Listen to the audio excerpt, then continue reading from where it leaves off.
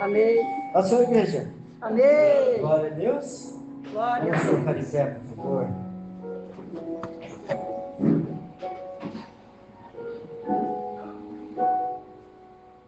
Senhor Jesus, eu peço em teu nome que o Senhor venha fluir a palavra nessa noite. Que o Senhor venha nos alimentar nessa noite da tua palavra. Verdade, Jesus. Quebrando os nossos corações. Nos transforme nessa noite. Nós temos um cântico novo ao Senhor todos os dias da nossa vida. E que o inimigo não tire esse cântico. Nós queremos te adorar todos os dias, todas as manhãs, todas as noites. Nós queremos agradecer o seu nome, Jesus, e dizer que tu és maravilhoso. Dizer que o Senhor é nosso Deus.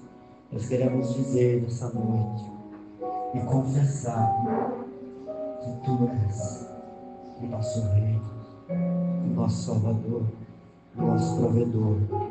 O Senhor é a nossa alegria, o Senhor é a nossa esperança. Espírito e verdade, te adoramos,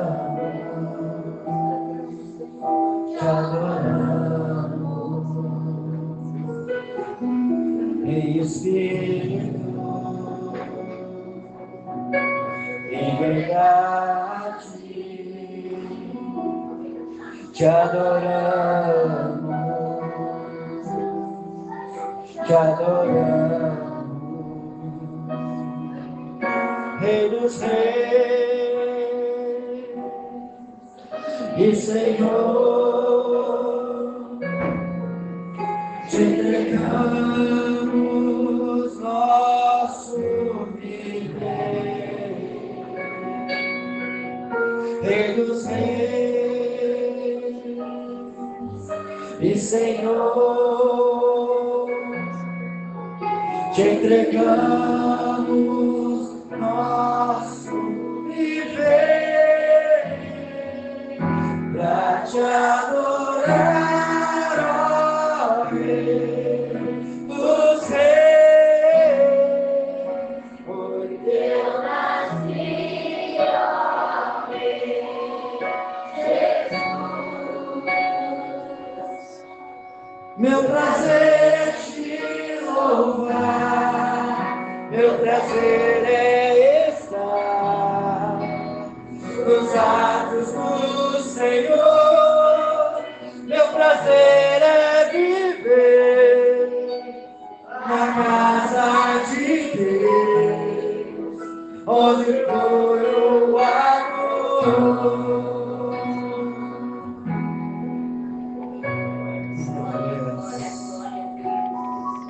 Seja exaltado, Jesus, nesse lugar. Vamos, Santa Igreja.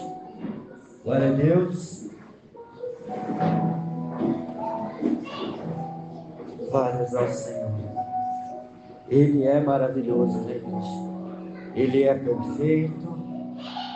Ele é o nosso Senhor. E que bom é quando a gente abre o coração para Ele. Que bom, né, igreja? Quando a gente se entrega a Ele, deixa com que a bondade do Espírito Santo entre em nossos corações. A gente até esquece que às vezes quer dar uma sapecada, né? Glória a Deus, a gente só quer abraçar, né? A gente só quer glorificar, a gente só quer amar o próximo. E a gente só quer que todos sejam abençoados. E quer que aquilo que a gente está sentindo, todos que estão nesse lugar sintam. A gente quer que aquilo que a gente está vivendo, que todos vivam, porque é uma coisa boa. E que bom, né, igreja? É ter a presença do Senhor dentro da nossa casa. Que alegria é ter Ele como Deus dentro do nosso lar. Não tem explicação, não tem palavras para... É só quem vive. É só quem vive o Senhor dentro da sua casa que vai entender aquilo que eu estou falando nesse momento. E é bom a gente ter Ele como nosso socorro bem presente na hora da angústia. Glória a Deus. E eu tenho uma palavra para você, André. Quero dizer nessa noite que a palavra que nós vamos ver aqui, essa palavra é para você. Amém. Glória a Deus. É para a igreja? É. Mas essa palavra é para você. Não tem inimigo, não tem nada de inimigo. Mas existe um instrumento que é chamado de aguilhões. Ele é um instrumento de ferro e ele é para conduzir, condução.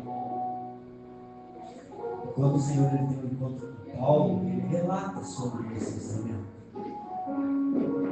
Sabe por que dói?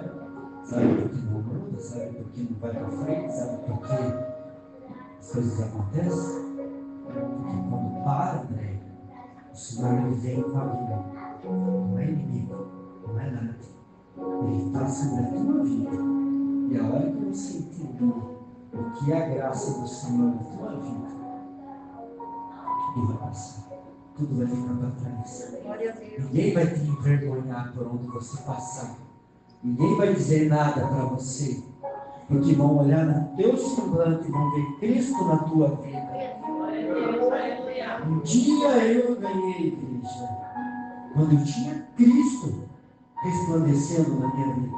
Quando as coisas não davam certo, quando as coisas não aconteciam, porque tudo é um querer do Senhor sobre nós. Quando você ora, quando você busca, quando você vai e o Senhor diz não, como Jó. Ah, mas você erra aqui, você errando lá, você errando aqui, você errando aqui, você errando aqui, você errando lá, não. Quando o Senhor botou a mão dele sobre Jó, enquanto o Senhor não tirou, porque não veio dizer que foi o demônio, foi o inimigo, foi, mas era Deus com as mãos sobre Jó. O inimigo ele estava atuando, mas sob o domínio do nosso Deus. Ele não podia passar. Entregue tua vida ao Senhor. Chegue na tua casa, ore ao Senhor. Declare dentro da tua casa. Bota um sorriso nesse rosto. Senhor, o Senhor vai fazer na tua vida. Se entregue à obra dele. Se entregue à obra dele. Não é inimigo, não é nada. São os aguilhões, não do inimigo. Mas é o Senhor sobre a tua vida. Você sabe do que eu estou falando. Porque a palavra do Senhor, ela queima dentro do teu coração. A palavra do Senhor, ela queima dentro do teu coração, porque o teu coração é bondoso. Eu conheço do teu coração. Eu conheço da tua vida. E a partir de hoje, em nome de Jesus, ninguém vai mais dar de dedo nas tuas mãos, meu Senhor. Ninguém vai dar de dedo mais de você, porque você escolheu do Senhor. Então, o Senhor vai te honrar por onde você passar. Da mesma forma, minha irmã, tá? Que o Senhor honrou a todos que entregaram a sua vida a Ele. O Senhor vai honrar você por onde você passar. Aonde você passar, minha irmã, vou dizer, lá vai a Andréia. Ela é filha do Senhor. Eis aqui uma mulher sábia, eis aqui uma mulher de inteligência. Hoje, em nome de Jesus, o Senhor está trocando as palavras que muitos têm falado sobre a tua vida. E a partir de hoje, ergue a tua cabeça. Ergue a tua cabeça. Anda na cabeça erguida, minha irmã, porque o Senhor é contigo. O Senhor é contigo, minha irmã. Glória a Deus. Abre a tua Bíblia, igreja, no livro de Atos 26, 14. Glórias ao Senhor. É bacana, né, igreja, quando a gente escuta o testemunho da pessoa que viveu, né? Porque algo que aconteceu na sua vida se nós pegarmos no livro de Atos, um pouco antes, onde fala da conversão de Saulo, nós vamos ver que lá no capítulo 9, Saulo, ele sendo um judeu, porém com cidadania romana, ele perseguia o povo cristão. Ele era um fariseu. Ele estava de acordo com a palavra, ele estava de acordo com o Velho Testamento, e de acordo com o Velho Testamento, né, a palavra diz que Jesus viria e os seus não o reconheceriam, né, e iam matar e iam crucificá-lo. Porém, Deus o ressuscitaria como Deus. Mas Saulo, né, sendo um homem, creio eu, de coração bom, porque Jesus não teria escolhido ele para ser o seu discípulo, para ser o cara que mais ia escrever sobre o Novo Testamento, se não conhecesse o íntimo daquele homem.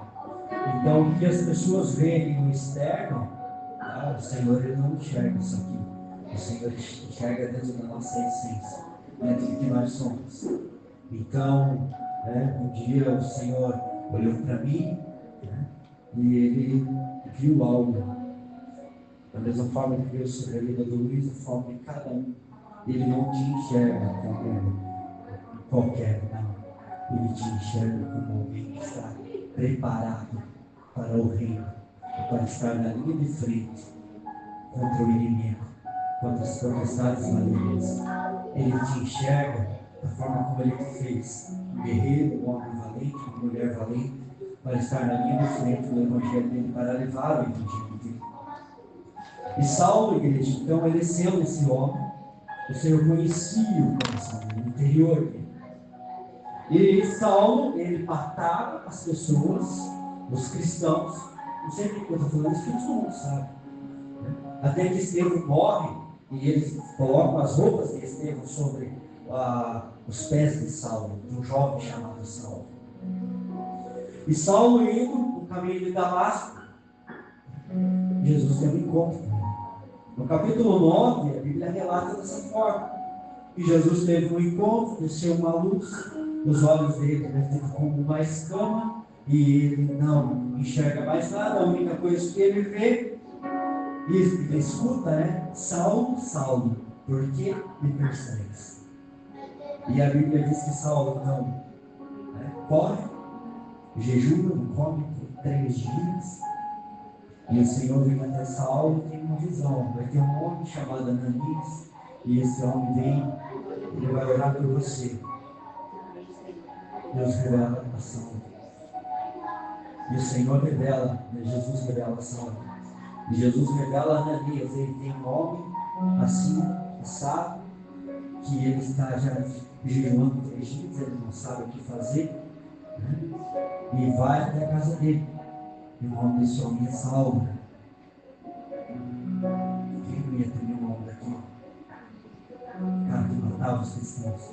É isso que o capítulo 9 relata. E então Ananias vai, ora por Saulo, cai as escamas dos olhos de Saulo, e ele passa a viver no meio dos discípulos. E os discípulos morrem, apertando. Por quê? Porque a gente vê a transformação que Deus faz na vida da gente, mas a gente não acredita que o Senhor pode transformar a vida da nossa classe. Os cristãos têm que acreditar mais, gente.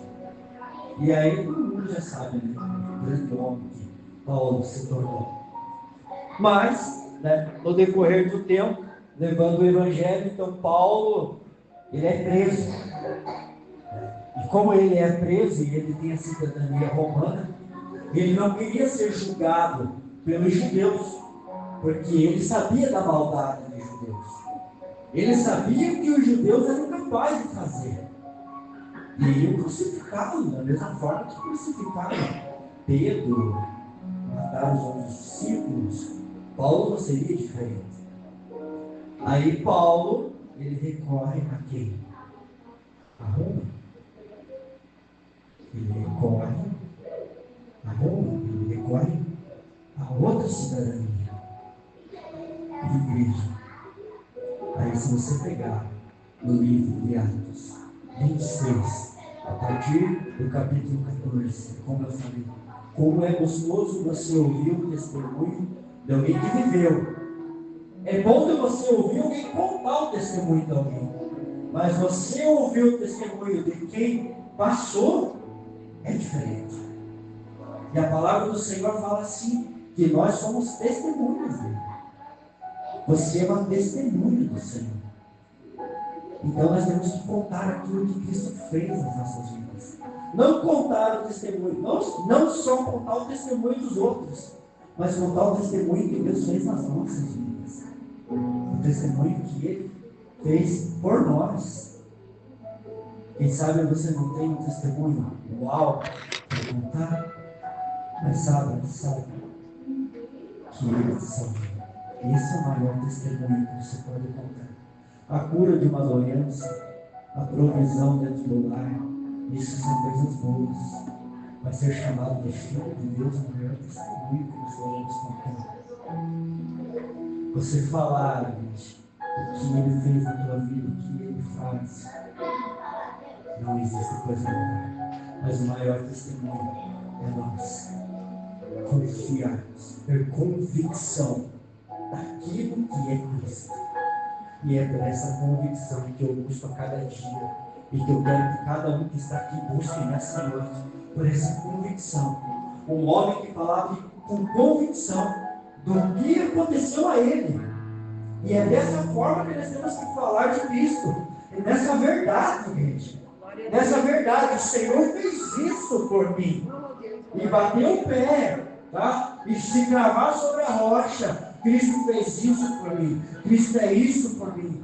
Cristo é o Salvador com convicção. Cristo é o que provê com convicção. Cristo é o que faz com convicção.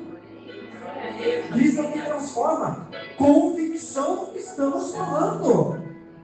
Cristo vai salvar o meu filho. Convicção. Cristo vai fazer isso. Convicção. Não adianta se nós não falarmos com convicção, se nós não acreditarmos no plano dele, as coisas não vão acontecer. Porque Jesus fala que Ele é a verdade é a vida. E a partir do momento que entre a verdade e a vida existe uma dúvida, aí já existe mentira. E a mentira não vem de Deus, ele gera a morte. E o inimigo é a morte. Então nós temos que a lei, justiça e verdade. Justiça e verdade. Prender para a justiça e para a verdade. A convicção que Ele faz e que Ele muda. E isso primeiro tem que começar em nós. Porque a gente quer buscar por mudanças em pessoas. A gente quer buscar por mudanças em pessoas, mas esse muda, aquele tem que mudar, esse... Não, eu preciso mudar, para que eu possa enxergar essa pessoa de uma forma diferente. Para que eu possa olhar essa pessoa através das suas atitudes. Para que Cristo, com os nossos olhos abertos, tá? Como Paulo foi tirado as escamas dele, ele já não enxergava mais as pessoas da forma como enxergava antes. Aí ele passou a ver além do que estava no corpo, o amor. Por quê? Porque ele sabia da essência de Cristo dentro de cada pessoa. E aí Paulo então ele vai para a sua defesa, lá no livro de Atos 26, e ele vai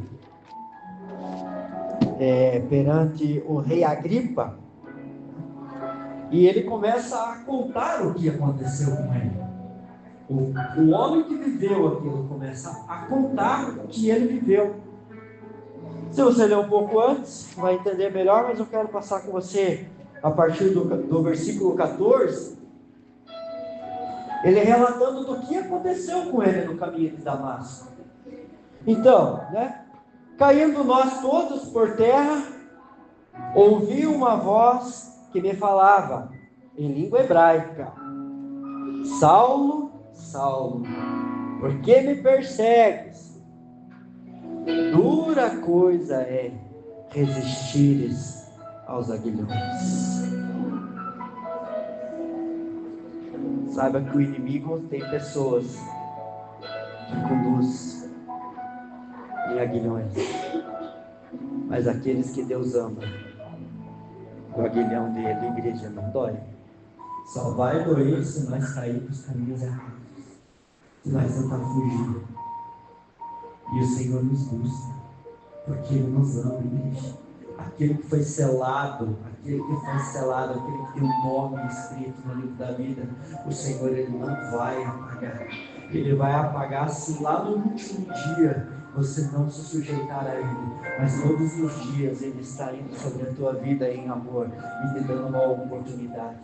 Quem sabe a gente está passando por dificuldades e coisas que a gente não entende, a gente acha que é um inimigo, mas é o Senhor nos trazendo mais para próximo dele.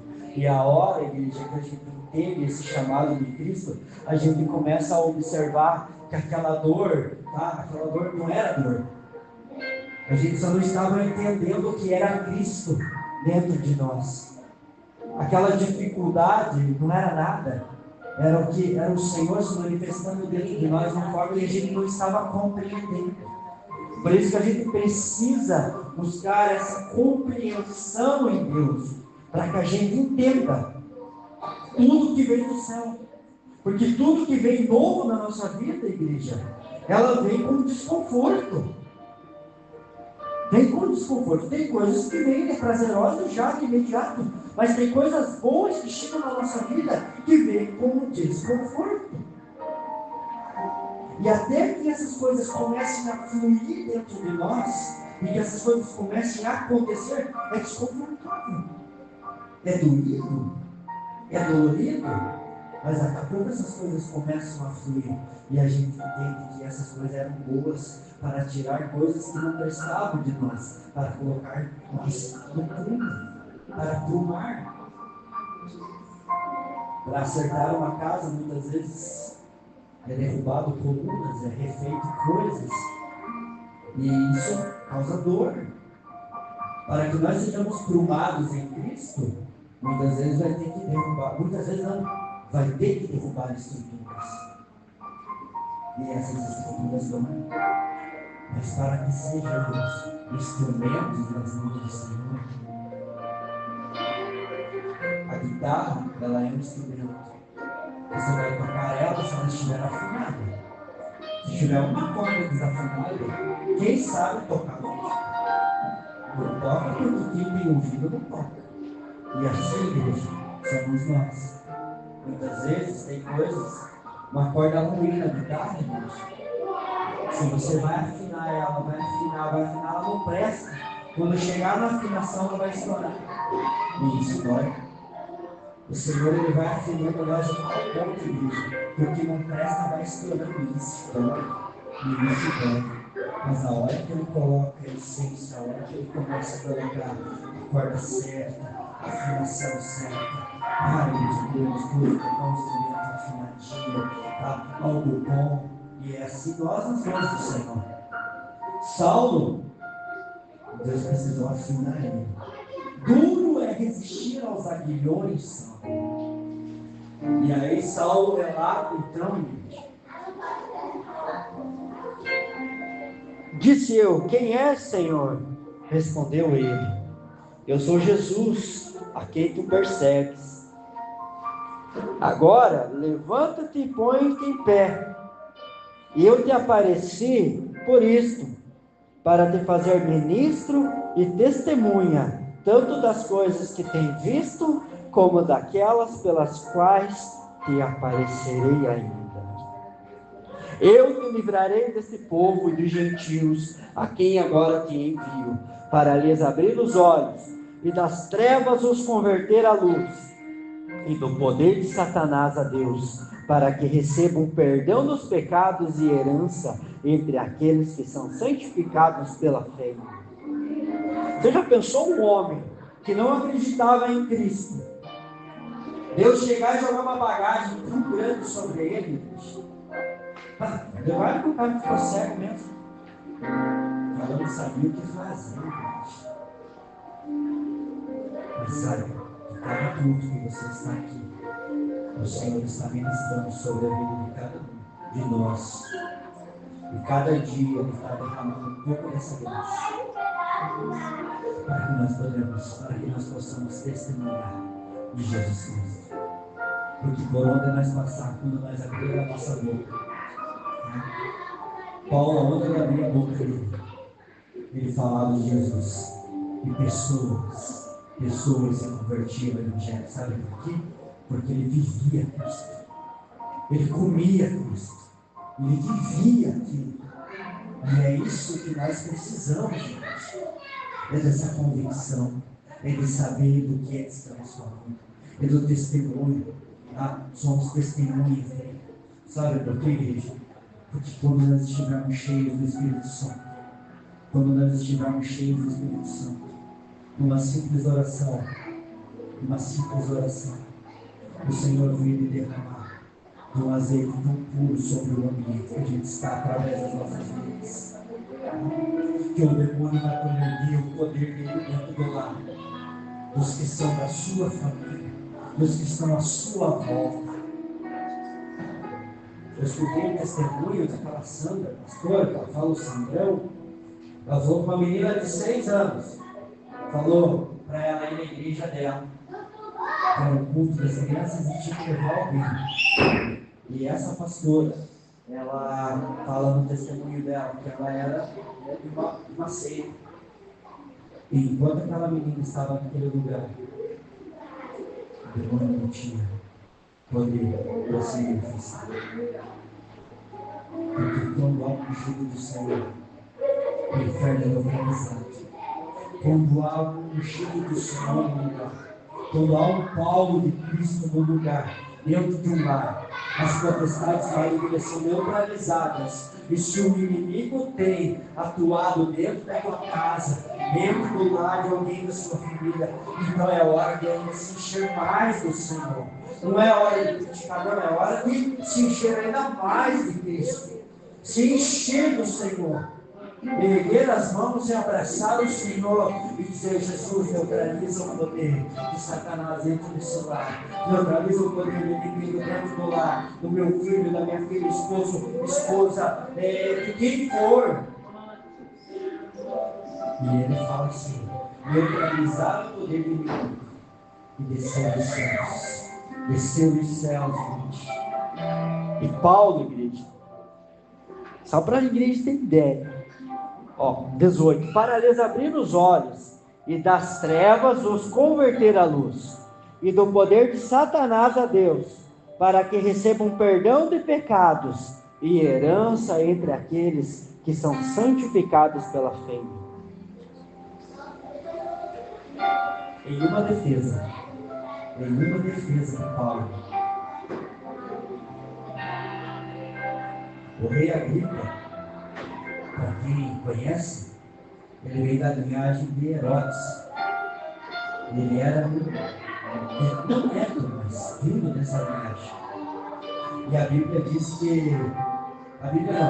Estudos dizem que nessa passagem do Velho Testamento para o Novo Testamento, os herodianos se converteram a Cristo. Igreja, não é possível. Se nós estivermos em Cristo, não é impossível, tá? Basta nós bater o pé, firmar sobre a rocha e testemunhar dele. E no decorrer da defesa de Paulo perante o rei Agripa, pessoas choraram. O próprio rei Agripa, Paulo convida a aceitar a Jesus Cristo.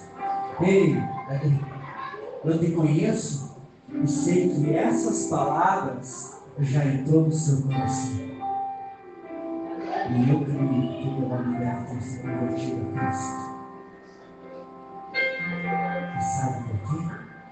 Porque é um homem teve uma encontro com Cristo, chamado Saulo. E buscou uma transformação na sua vida. Não aceitou ser da forma que era. Se sujeitou como Cristo se sujeitou para morrer por nós na cruz do Calvário. E ele buscou por mudança. E Paulo descreve sobre os frutos do Espírito Santo. E os frutos do Espírito Santo, igreja, não existe outra coisa a não ser amor. amor ao próximo, benignidade, bondade, coração puro, alegria, paz. E quando flui dos céus sobre as nossas vidas, não é por força, não é por violência, mas é testemunho de Cristo. Por onde nós passamos, testemunhar. Ei, meu esposo, eu vejo que aquele homem lá, ele é de Deus. Vamos construir um puxadinho atrás da nossa casa para ele. E eles não teve um lugar para repousar. Não precisam conversar, não precisam falar, mas as atitudes deles e o por onde ele passava, todos viam que ele era o homem de Deus. E assim somos nós. O testemunho vivo de Cristo. Testemunho vivo de Cristo. Evangeliza todos os dias. Prega se for necessário. Se o Senhor permitir que você abra a tua boca e fale do Evangelho dele para alguém, se converter a mim. Mas que o teu testemunho seja a conversão de todos à sua volta.